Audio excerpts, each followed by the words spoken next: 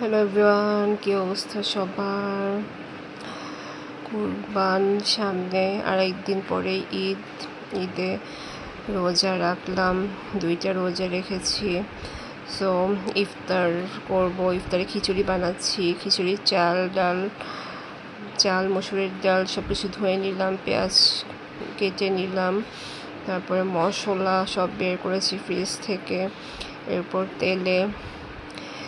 তেলের মধ্যে পেঁয়াজ, গরম মশলা, ঘি, তারপর হলুদ, মরিচ, ধনিয়া সব কিছু, আদা রসুন সব মশলা একসাথে দিয়ে নেড়ে ফেললাম। এরপর চাল দিয়ে দিলাম, চালগুলোকে অনেক নেড়ে নিলাম।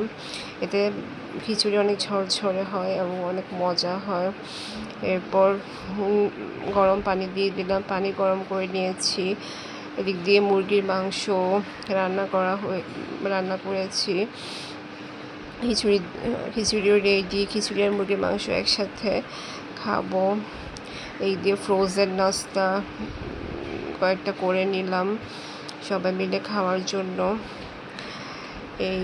এই যে আমার খিচুড়ি আর নাস্তা। একটু পরেই আজান দিবে এবং ইফতার করব।